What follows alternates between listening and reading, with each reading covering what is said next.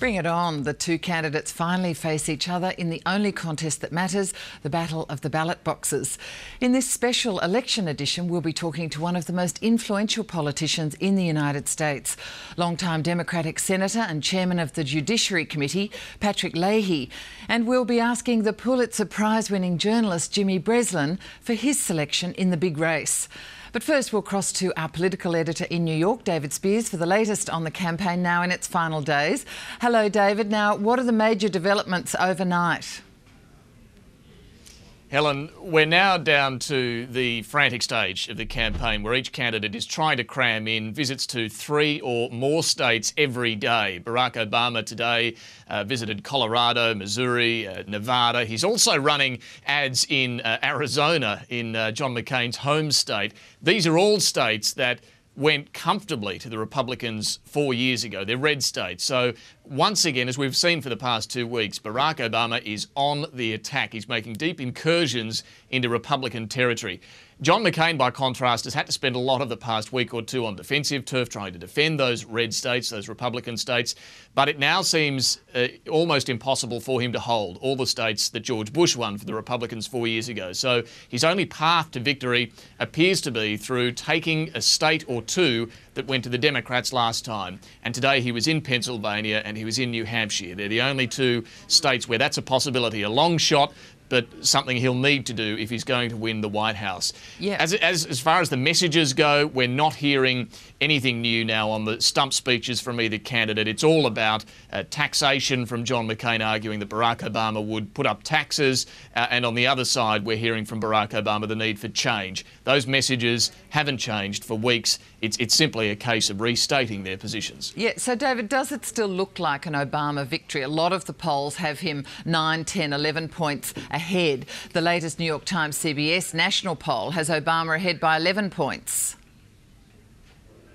Well, yeah, there's something like 10 or 20 or more polls a day here in the United States. It is truly extraordinary at this end of the campaign how many polls come out and the difference between the figures they show. There's a Reuters poll today also showing the gap has narrowed to just 5 percentage points. But look, even if it is only a 5-point margin, I think that is still a comfortable Obama win with only 2 days of campaigning left. Very hard to close even a gap of 5 points in just 2 days left of campaigning. Now, we should point out that it's not the national vote that counts. Much like in Australia, you can win the national popular vote but still not win the election. You've got to win the electoral college votes that each state carries. And when you break down and look at the polls that are being taken in the individual battleground states, that's where Barack Obama is ahead and is likely to win. OK, so the winner needs 270 votes in the Electoral College, don't they, David?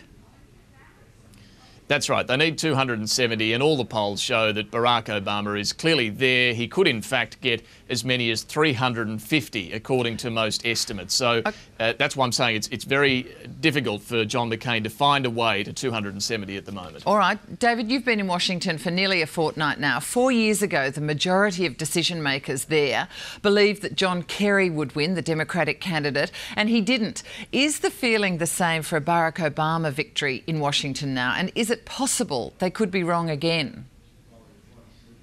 Well, yes, it is possible, and it's really struck me. I mean, the polls are as stark as they are, and so many of them. In Australia, we'd be saying it's all over. But here, there's a lot of caution amongst seasoned commentators to say that John McCain can't win. I think that is because of fresh memories of not only 2004 but 2000 as well, when we saw John Kerry and before him Al Gore campaign well and lead during the campaign but then lose to the Republicans' George Bush. So there is that caution here and uncertainty as to particularly those who haven't been polled for whatever reason. It depends a lot on the turnout of voters in a country where voting's not compulsory. Those sorts of things you can't really test in surveys. So there is still that degree of uncertainty, but the general feeling is that, yes, Barack Obama will win. OK, so David, we want to get to your fascinating interview with Patrick Leahy, but do you think Obama can win? I know the pundits are saying that, but from your outsider's perspective, what do you reckon? Yes, well, look, it is an outsider's perspective, but yes, I do think he can win. I do think he will win. certainly the mood for change is quite extraordinary, and Barack Obama has become such a cult figure here in the United States. Now, I'm here in New York, been here for the last couple of days, and yes, this is the most multicultural, diverse, progressive, liberal city in the country. But here, Barack Obama is a complete celebrity. The people walk around with T-shirts, buttons on their shirts. There are signs in shopfront windows. Nothing for McCain. It's all about Obama and why people want change. So there's a very strong mood here for change, and yes, that is happening across the country to a lesser degree. Now, Patrick Leahy is a veteran of the Senate, been there 34 years. As we heard at the outset, he is also the chairman of the Judiciary Committee. He's also speculated as a possible Barack Obama appointee for Attorney General should Obama win the presidency. He's to the left, of the smaller liberal side of the Democrat Party, and we had a very interesting conversation in Washington about the chances of victory for Obama, but also some of the issues that will confront an Obama presidency. So here is the interview with Senator Patrick Leahy. Senator, how confident are you at this stage that the Democrats will win not just the White House, but also a filibuster-proof majority in the Senate? Well, I'm not sure we'll get 60 senators. We will dramatically increase our majority. Even with 60 votes, that's not an automatic filibuster-proof. The rules, without going into the arcane Senate rules, they're such anybody can still slow things up. But it'll be easier to work out compromise. I think that if you have 56, 57, 58 Democrats, you're going to see far more bipartisan legislation. You're going to see especially the more thoughtful Democrats and Republicans coming together on legislation in the Senate. But there will be a significant majority of Democrats in both the House and the Senate. I don't think there's any question of that. And what about Barack Obama? Do you think he will be in the White House? Well, I'm hoping Barack Obama will be in the White House. I've strongly supported him. It probably is my Irish soul. I always worry to see the glass half empty and not half full. And you look at the numbers, you look at the figures. Everything says he'll win and win well. We'll see on Tuesday. I think, though, that it would be a remarkable change for the United States, a change for the better. But I love my country, and I see the way we're viewed in so many parts of the world. I'd like to have a president who could reintroduce America to the rest of the world, reintroduce the best of our country to the rest of the world. And I think Barack Obama could do that as well as anybody has since the days of John Kennedy. You were one of the earliest to endorse Barack Obama, chairman of the Senate Judiciary Committee. Given that experience, there's been speculation that you might get a cabinet post. Attorney General is one of the tips. Would you be interested in that? I love being in the Senate, and I love being chairman of the Senate Judiciary Committee. He is going to need allies in the Senate. He's going to need people in key positions. Dick Durbin, the Assistant Majority Leader, who's a close friend of Barack Obama, they're both from Illinois. He'll be in a key position. I'll be in a key position. Several other senators will be in key positions to help his program. I think I could be far more valuable to Barack Obama in the U.S. Senate than as Attorney General. Well, in that role as Senate Judiciary Committee Chairman, you've been very critical of the practices at Guantanamo Bay. You've been calling for it to be shut down, and also for some of the very controversial torture techniques that have been allowed under this administration to be outlawed. Are you confident that this will happen quickly if Barack Obama wins? I think it will happen quickly. Interestingly enough, a lot of the military I respect the most, many very conservative Republicans in their political beliefs, they feel we should be shutting down Guantanamo. They think that the torture was a terrible mistake. Certainly, we've had numerous key members of our military testify before the Senate Judiciary Committee and say that we should be following the manual they have for our military, which outlaws torture. It doesn't really help us. It doesn't make us any safer. And it goes against everything that our country has stood for. So, yes, I think there's going to be a major change. I think that and I think you're going to find many Republicans as well as Democrats, who are going to support that change.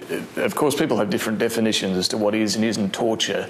From what you've studied of this issue, do things like waterboarding techniques, sleep deprivation, fall into the category of torture? Well, waterboarding certainly does. Sleep deprivation, depending upon what it involves, is more of a gray area. But waterboarding, I think everybody assumes is torture. After all, we have prosecuted people. The United States has prosecuted people who have waterboarded because we've called it torture. We can't prosecute people for waterboarding and then say, however, we somehow are above the law and we can do it. Climate change, on another issue, hasn't been all that prominent in this campaign, but I know you supported a bill that would have the United States take action to reduce carbon emissions regardless of what China and India do. That's the key here, isn't it? The United States does need to show leadership on global warming. I think the United States has to show leadership, but India and China have a great deal of responsibility here, too. None of us are in this alone. This is the thing we have to realize.